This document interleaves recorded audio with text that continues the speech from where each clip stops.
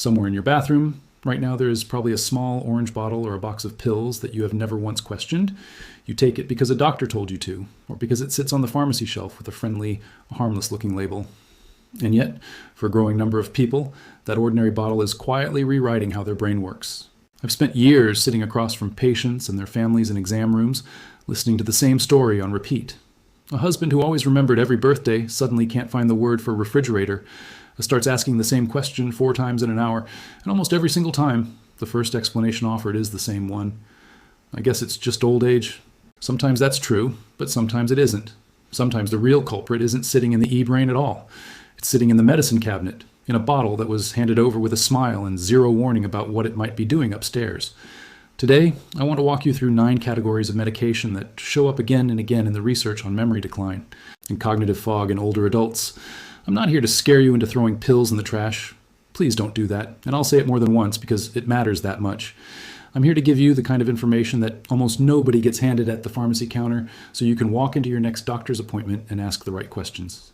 We'll count down from the ones that fly under the radar to the one I believe deserves the most attention of all.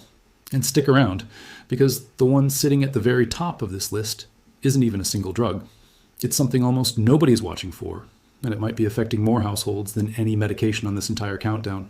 Before we get moving, drop a comment and tell me your age and what's currently in your daily pill organizer. I genuinely read these, and they shape what I cover in future videos. Let's start at the bottom of the list, because this one is so common that most people don't even think of it as a real medication at all. Number 9 is diphenhydramine, the active ingredient in the classic over-the-counter sleep aid and allergy pill that's been sitting on drugstore shelves for generations. It's cheap, it doesn't need a prescription, and it's often the very first thing people reach for when they can't fall asleep or their nose won't stop running. Because you can buy it without a doctor's note. Most people assume it must be mild. Inside the brain, though, it behaves very differently than its friendly reputation suggests.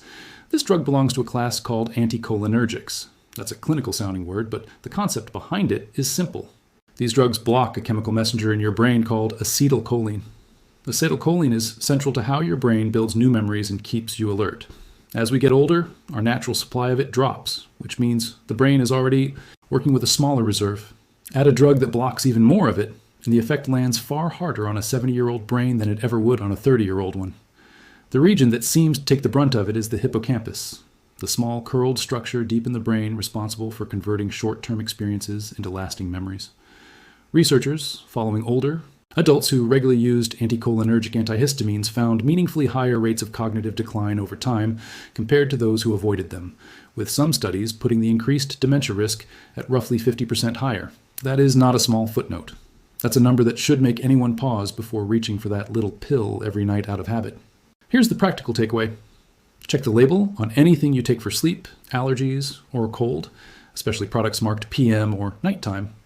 Many of them are simply this same ingredient dressed up in different packaging. If allergies are the issue, newer antihistamines like loratadine don't cross into the brain nearly as easily and are considered a much gentler long-term option. As always, I don't stop anything cold turkey. Bring the conversation to your doctor. But it's worth retiring the idea that over-the-counter automatically means harmless for your memory. Moving up to number 8, we land on a class of medication that practically everyone with a sensitive stomach has heard of, proton pump inhibitors. You probably know them by brand names used for heartburn and acid reflux. They work by essentially switching off acid production in the stomach, and for people dealing with chronic burning after meals, they can feel like a genuine lifesaver. The problem is that many people end up staying on them for years, sometimes decades, because the moment they try to stop, the burning comes roaring back, so the medication starts to feel irreplaceable. Here's what rarely gets mentioned when the prescription is handed over. Stomach acid isn't just there to cause you trouble. Your body actually needs a certain amount of it to properly absorb key nutrients from food, and vitamin B12 being one of the most important.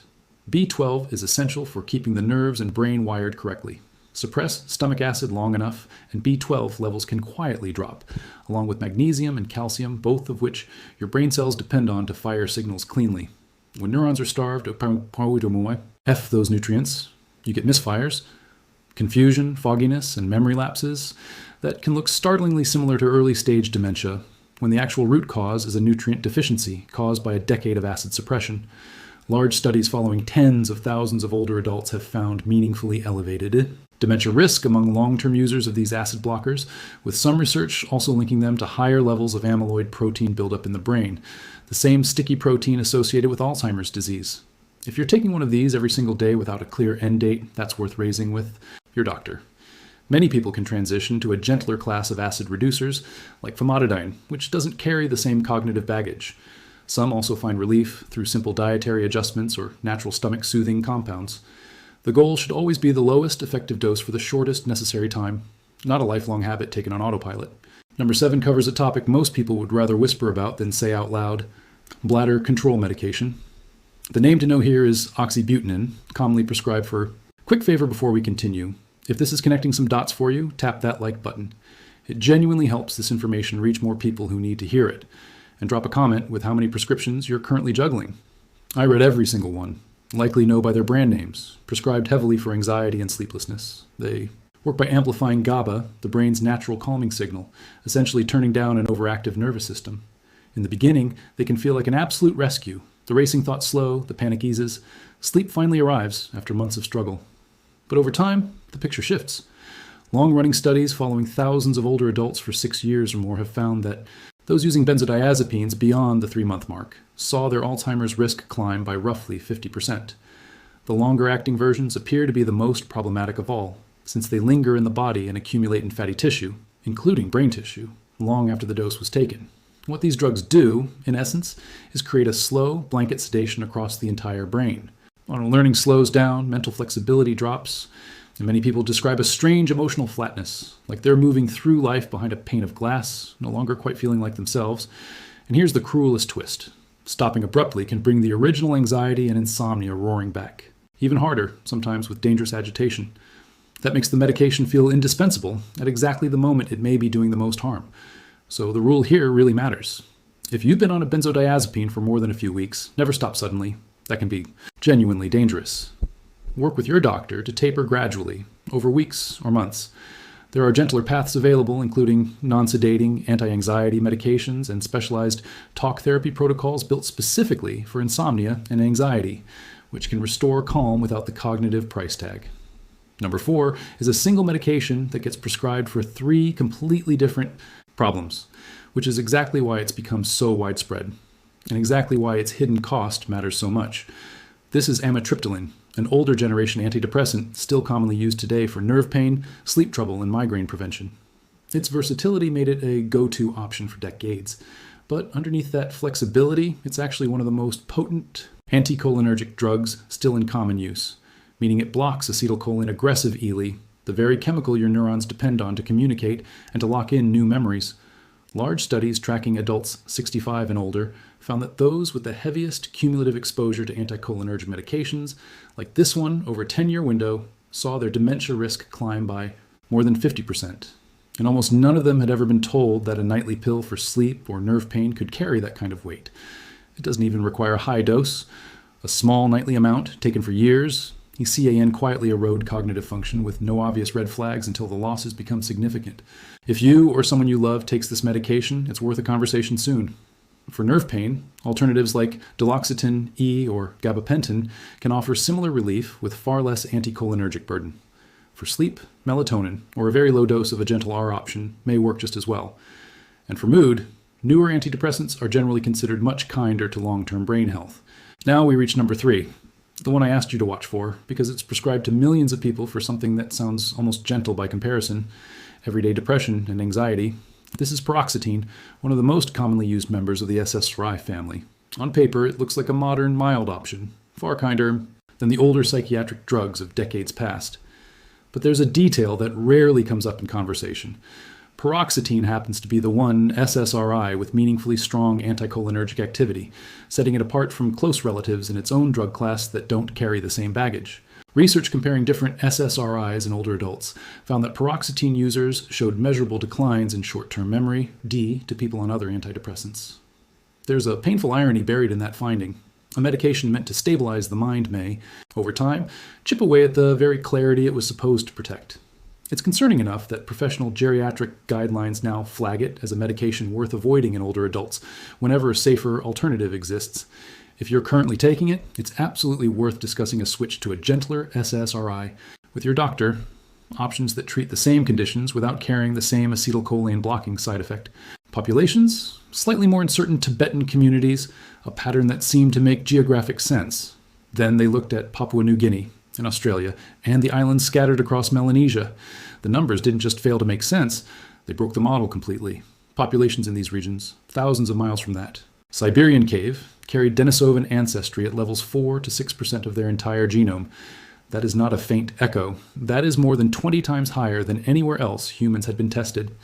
A species whose only known physical remains came from a mountain cave in Russia had somehow left its deepest genetic fingerprint on tropical islands in the opposite hemisphere.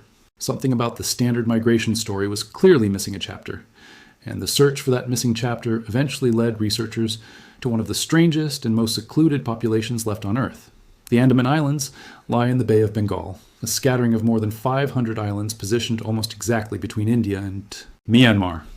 Most of them are uninhabited, blanketed in dense tropical forest, ringed by coral reefs. For thousands upon thousands of years, the small hunter-gatherer communities living there had virtually no contact with the outside world. No merchant ships altered their trade routes through those waters. No empire ever successfully absorbed them. No missionary faith ever took root. While civilizations rose and fell across the Indian subcontinent just a few hundred miles away, life on these islands continued largely unchanged. Bows and arrows for hunting wild boar, hand-woven nets for fishing the shallow coastal waters, a rhythm of existence stretching back further than most written history combined. When European sailors first made contact with the islanders in the late 18th century, they were baffled. The people they encountered were short in stature, often under 5 feet tall, with very dark skin and tightly coiled hair.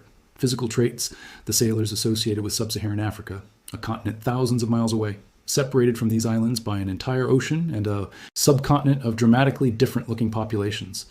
For 2 centuries afterward, anthropologists debated who these people really were. Were they descendants of shipwrecked African sailors, stranded and isolated for generations?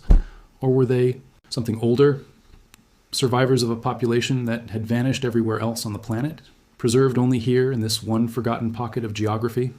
Without genetic tools, it was pure speculation. That changed in the early 2000s when researchers finally managed to sequence DNA from members of the Andamanese tribes. What they found didn't just answer the old question, it opened up an entirely new one. The Andamanese were not related to modern Africans at all, despite the physical resemblance. They were not closely related to mainland Indian populations either, despite living within sight of the subcontinent for tens of thousands of years. Genetically, they turned out to be one of the most isolated human populations ever documented, a lineage that split off from the rest of humanity somewhere between 50 and 70,000 years ago, and then simply stopped mixing with anyone else. While populations across the rest of Asia and Europe were absorbed, diluted, and reshaped by wave after wave of later migrations, farmers moving out of the Fertile Crescent, herders sweeping across the Central Asian steppe, empires expanding and collapsing. The Andamanese genome sailed through all of it untouched. It is, in a very real sense, a genetic time capsule, a living snapshot of what some of the very first humans to leave Africa may have looked like, sealed away on a chain of islands the modern world mostly forgot. Which brings us finally to number 1. And it isn't a single drug at all. It might be the biggest hidden driver behind everything we've just walked through together. Number 1 is anticholinergic polypharmacy, the slow, silent stacking of multiple memory-blocking medications taken together, with nobody ever adding up the total burden. Picture a very ordinary scenario. A senior takes an antihistamine every night for sleep, a bladder medication every morning, and an old antidepressant for nerve pain in the evening. On their own, each one might produce only a mild, barely noticeable effect.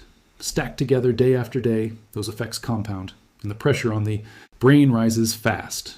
Research tracking more than 250,000 older adults found that those with the highest combined anticholinergic burden had over double the risk of developing dementia within 10 years. And the overwhelming majority had no idea they were even taking anticholinergic drugs at all because nobody had ever explained it to them. When acetylcholine gets blocked from several directions at once, the brain doesn't just slow down gently. Neurons can weaken from disuse, connections can shrink, and cognitive testing can start to resemble something that looks remarkably like Alzheimer's, even though the actual cause is chemical, not degenerative. Here's the part that makes this whole video worth making. Medication-related cognitive decline is often reversible when it's caught early. Reduce the burden, and many people regain real clarity, energy, and memory within weeks or months, not years. The brain is far more resilient than most people give it credit for, but only once the source of the strain is removed. The fix here doesn't require a miracle. It requires a genuine medication review. Sit down with your doctor or pharmacist and go through everything. every prescription, every over-the-counter product, every supplement, and add up the total anticholinergic load. Simple scoring tools exist specifically to help identify this risk. Once the problem medications are flagged, unnecessary ones can be reduced or swapped for safer alternatives under medical supervision, giving the brain a genuine chance to recover. Of everything on this list, this stacking effect might be the single most preventable threat to the aging brain, which is exactly why it earns the top spot. Now I want to hear from you. Of these 9, which ones are currently sitting in your medicine cabinet? Have you, or someone you love, noticed brain fog or forgetfulness creep in after starting something new? Tell me in the comments, and tell me you'll ask for a full medication review this week. Your comment might be the exact nudge that helps the next person reading it. And before you go, there's one more place your body quietly hides its warnings, and it's not your medicine cabinet at all. It's your hands. Your fingernails can reveal early signs involving your kidneys, your blood, and even your nervous system, sometimes years before any other symptom shows up. Most people have never been taught what to actually look for.